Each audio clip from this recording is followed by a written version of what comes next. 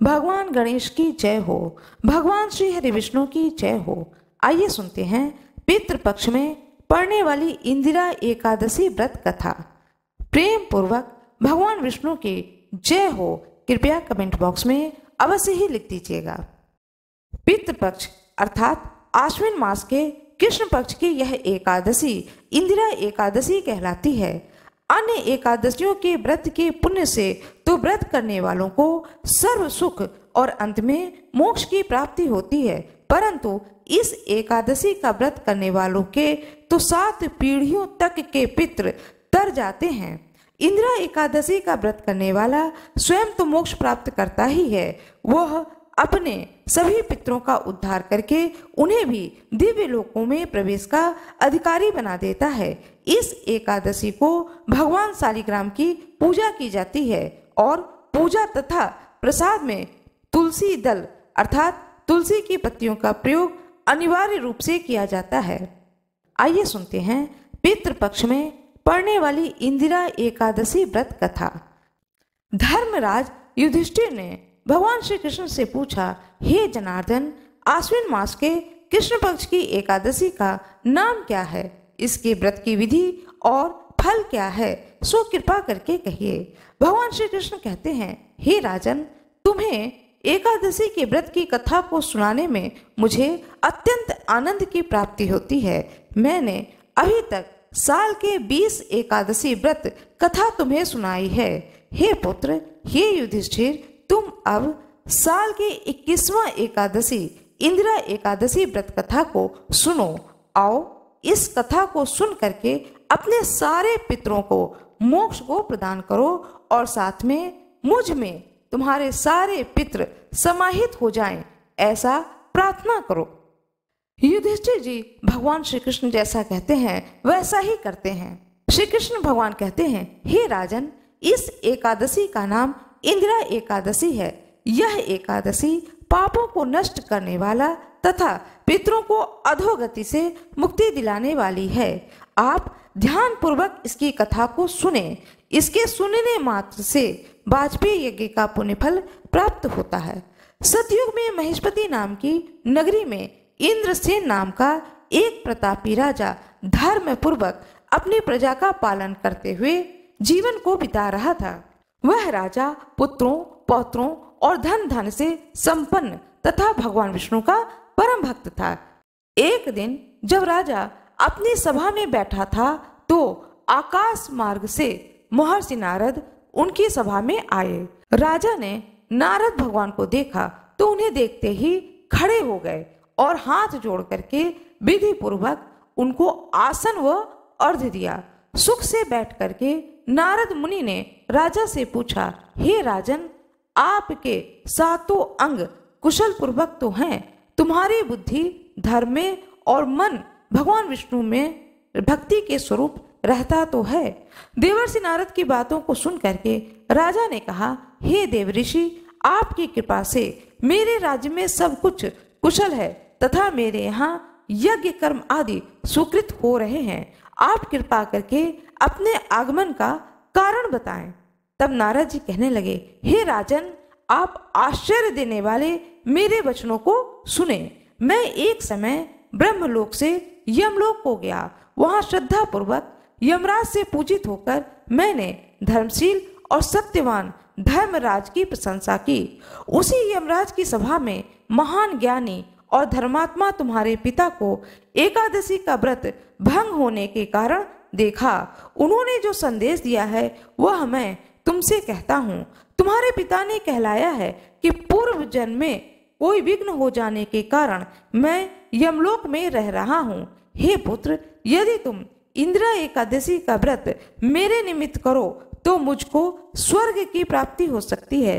तब राजा कहने लगे, हे देवऋषि, आप इस व्रत की विधि मुझसे कहिए। नारद जी बोले, हे राजन, आश्विन मास के कृष्ण पक्ष की 10वीं के दिन प्रातः काल श्रद्धा सहित स्नान करना चाहिए। इसके पश्चात दोपहर को भी स्नान करना चाहिए। उस समय जल से निकलकर श्रद्धा पूर्वक पितरों का श्राद्ध करें और एक समय भोजन करें तथा रात्रि को पृथ्वी पर शयन करें। दूसरे दिन अर्थात एकादशी के दिन प्रातःकाल दातुन करें और स्नान करें। उसके पश्चात भक्ति पूर्वक व्रत का संकल्प करें। संकल्प करते समय भगवान से श्रद्धा पूर्वक कहें, हे प्रभु, आज मैं निराहार रहूंगा और समस्त भोगों का त्याग कर कल भोजन करूंगा। हे भगवान, आप मेरी रक्षा करने वाले हो, आप मेरे व्रत को पूर्ण करें। इस प्रकार आचरण करके दोपहर को शालिग्राम की मूर्ति के आगे फल फूल रखकर उनकी पूजा करें। शाम को भगवान विष्णु की धूप दीप नैवेद्य आदि से पूजा करें तथा रात्रि जागरण करें। इसके उपरांत द्वादशी के दिन मौन रहकर बंधु बांधवों के सहित भोजन करें। बस यही इंदिरा एकादशी के व्रत की विधि है। हे राजन, यदि तुम भक्ति भाव से इस एकादशी के व्रत को करोगे तो तुम्हारे पिता अवश्य ही स्वर्ग को प्राप्त हो जाएंगे। देवऋषि नारद जी राजा को यह उपदेश देकर अंतर्ध्यान हो गए। राजा ने इंदिरा एकादशी के आने पर बंधु बांधवों और दरबारियों सहित इस व्रत को किया। व्रत के प्रभाव से आकाश से पुष्पों की वर्षा हुई और राजा के पिता गरुड़ पर चढ़ करके स्वर्ग को गए। राजा इंद्रसेन भी एकादशी के व्रत के प्रभाव से इस लोक में समस्त सुख को भोगकर अंत में स्वर्ग लोक को प्राप्त हुए। इस प्रकार कथा को सुनाने के बाद में भगवान श्री कृष्ण ने धर्मराज युधिष्ठिर से कहा कि हे राजन, यही इंदिरा एकादशी का महात्म्य है। इस कथा के पढ़ने व सुनने मात्र से ही समस्त पाप नष्ट हो जाते हैं और अंत में भक्त स्वर्ग लोक की प्राप्ति करते हैं। भगवान श्री कृष्ण की जय हो, युधिष्ठिर महाराज की जय हो, भगवान श्री हरि विष्णु की जय हो, माता लक्ष्मी की जय हो, भगवान शंकर की जय हो, समस्त ऋषिगण की जय हो, दिव्य ऋषियों की जय हो। आज मैं आप लोगों को एक कथा सुनाने जा रही हूँ, तुलसी माता की कथा। कार्तिक के महीने में सब कोई तुलसी माता को सींचते हैं। सब कोई तो सींच के चले जाते थे, लेकिन एक बुढ़िया माई आती और माता तुलसी को रोजाना सींचती और तुलसी माता से कहती, सत्य की दाता, मैं बिरला सींचू तेरा, तू कर निस्तारा मेरा। तुलसी माता अड़ुआ दे लड़ुआ दे, पीताम्बरा की धोती दे, मीठा मीठा घास दे, बैकुंठ का वास दे, चटके की चाल दे, पटके की मौत दे, चंदन की काठ दे, झालर के झिनकार दे, साईं का राज दे, दाल भात का जमीन दे, 11 का दिन दे, कृष्ण का कंधा दे। इतनी बात सुनकर माता तुलसी सूखने लगी। एक बार भगवान कृष्ण ने पूछा कि तुम्हारे पास तो इतनी औरतें आती हैं तुम्हें जिमाने, गातने, तुम्हें पूजने, और तुम सूखने कैसे लगी? तब तुलसी माता ने कहा कि एक बुढ़िया माई आती है जो रोजाना इतनी बात कहकर जाती है। मैं तो और सब कुछ दे दूंगी, पर आप भगवान कृष्ण के कंधा कहाँ से दूंगी? थोड़े दिन बाद वह बुढ़िया मर गई। सब उसको उठाने लगे, पर वह इतनी भारी हो गई कि उठे ही नहीं। सब कोई कहने लगे, पाप घाट की माला फेरती होगी जिससे इतनी भारी हो गई है। भगवान बूढ़े ब्राह्मण का रूप धारण करके आए और सबसे पूछने लगे कि इतनी भीड़ क्यों हो रही है। सब लोग बोले, एक बुढ़िया है जो कि मर गई है, पापनी थी, इसलिए किसी से नहीं उठती। तब भगवान बोले कि इसके कान में एक बात कहने दो तो यह उठ जाएगी। सबने कहा, तू भी मन की निकाल ले। भगवान ने जाकर उसके कान में कहा, बुढ़िया माई, तू बिरला सींचे मेरा, मैं करूं निस्तारा तेरा।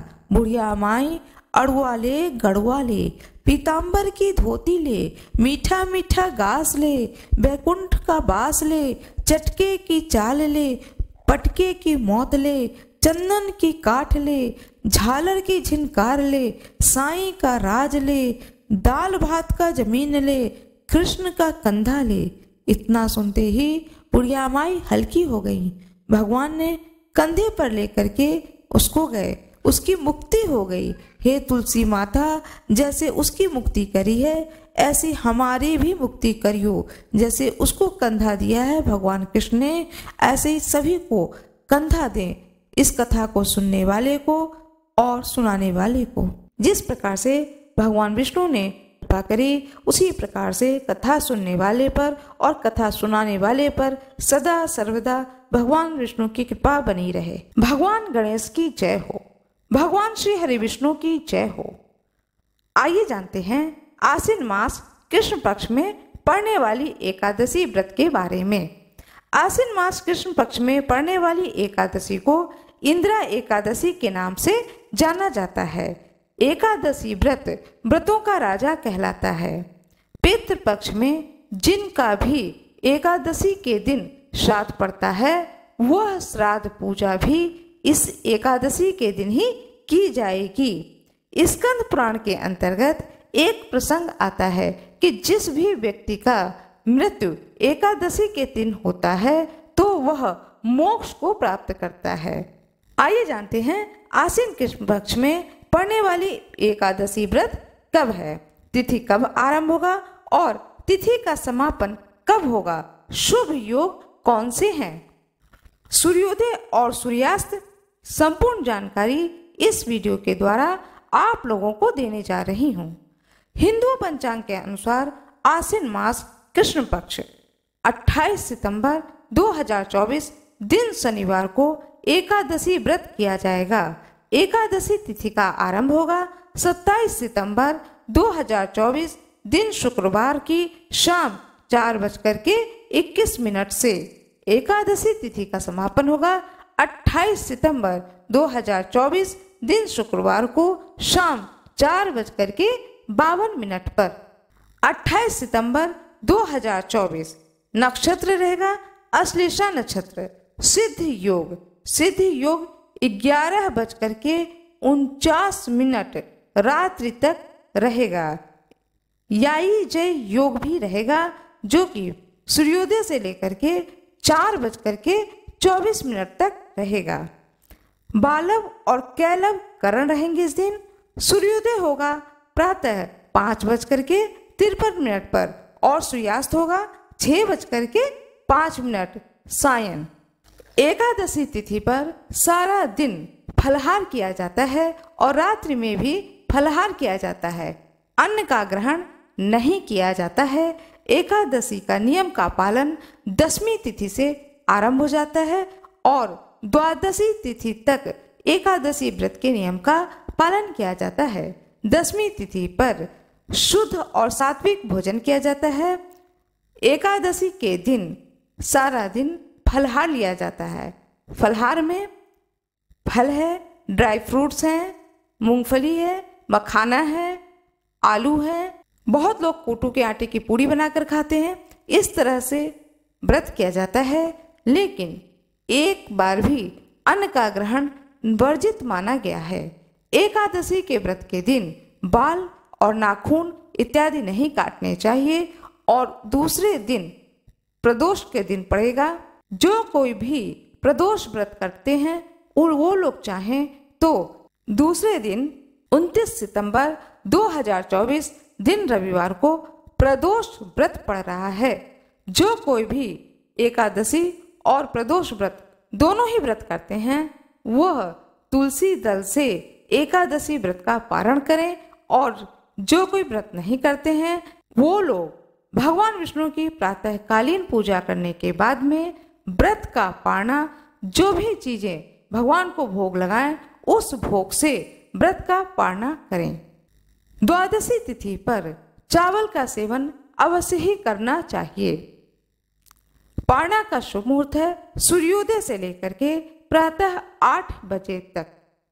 कहा जाता है कि शुभ मुहूर्त में पारना अवश्य ही कर लेना चाहिए, जिससे कि व्रत का पूर्ण फल प्राप्त हो सके। आशा करती हूँ कि आप लोगों को यह जानकारी बहुत ही अच्छी लगी होगी। कृपया वीडियो को लाइक करिएगा, चैनल को सब्सक्राइब करिएगा, बेल आइकन दबाना ना भूलिएगा। आप लोगों का बहुत बहुत धन्यवाद।